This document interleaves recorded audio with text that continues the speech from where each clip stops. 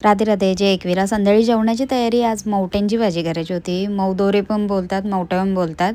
मम्मीकडे माझ्या त्या साईडला म्हणजे मवट्या बोलायचो आम्ही आणि इकडे मौदोरे बोलतात.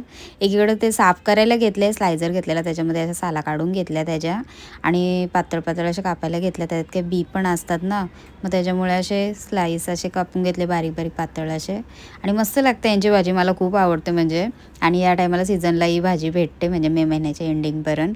तर मस्त लागते यांची भाजी. बरं 2-3 वेळा केली ती घरात, पण आता बरं परत करायची होती बरं भाजी, तर मीच आणलेल्या मोठ्या मार्केटची.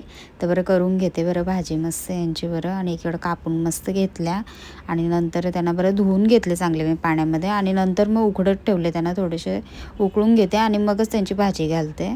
मटरची पण भाजी करायची होती, मटर पण जरा उकडत ठेवलेली थोडीशी आणि इकडं मोठ्या पण उकडून झाल्या.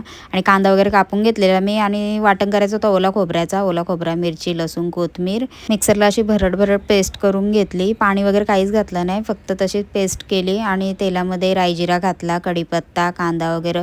कांदा आधी परतून घ्यायला घेतला आणि कांदा लालसर झाल्यानंतर मग ती पेस्ट केलेली ती त्यामध्ये मिक्स केली. ओला खोबरा, मिरचीची, कोथिंबीरची, लसणाची मग अशी मिक्स करून घेतली पूर्ण त्याच्यात. आणि त्याच्यानंतर मग हळद, धना पावडर आणि हिंग थोडासा घातला आणि मीठ पण त्यातच घातला मी. आणि पूर्ण असं ते पण मिक्स करून घेतलं. जरा पेस्ट अशी म्हणजे शिजवली ना थोडी, तर मस्त टेस्ट पण येते. नंतर मग मवट्या उकडलेल्या त्यात घातल्या आणि पूर्ण अशा मस्त मिक्स करून घेतली पूर्ण भाजी. आणि नंतर मग टॅमॅटो घातला त्याच्यामध्ये थोडासा आणि मस्त मिक्स केला पूर्ण टॅमॅटो पण. आणि नंतर झाकण देऊन थोडा वेळ वाफेवर ठेवली अशीच भाजी. नंतर पनीर असा फ्राय करून घेतला, कारण की मटर पनीर करायची होती. मटर पनीर मी अशीच करायची होती, ग्रेव्हीची वगैरे नाही, अशीच जरा भाजी करायला घेतली मटर पनीरची. तेलामध्ये राई जिरा घातला, कांदा घातला, सुकी मिरची घातली, लसूण घातला थोडासा कापून, तेजपत्ता आणि हे सगळे घरातले आपले लाल तिखट सगळे मसाले घातले, हळद, धना पावडर वगैरे. सुवानाचा मी मटर पनीरचा मसाला घातला आणि मटर थोडीशी उकडून घेतलेली त्यात घातली आणि थोडंसं गरम पाणी घातलं, कारण की भात घालणार होती ना, मग थोडासा असा रसा पाहिजे होता. मग थोडासा भाजीमध्ये रसा ठेवला आणि त्याचा टॅमॅटो घातला, पनीर पण घातलं आणि थोडासा सुका खोबरा घातला, तो पण पूर्ण असा मस्त मिक्स करून घेतला.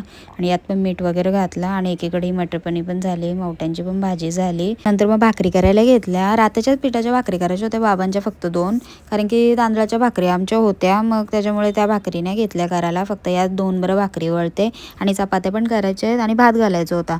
पण या भाकरी आधी मी करायला घेतल्या. एकीकडे तवा ठेवल्या, उलटून पण घेतल्या आणि नंतर जराशी भांडी होती बरं ती घासून घेते.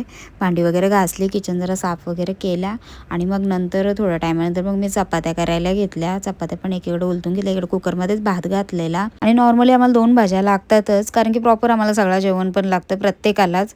आणि 7 जण आहेत घरात, प्रत्येकाच्या आवडीनिवडी वेगळ्या असतात, त्याच्याप्रमाणे जेवण असतं. एवढं काय टोब्ब भाज्या नसतात, थोड्याच असतात. चला मग राधे राधे.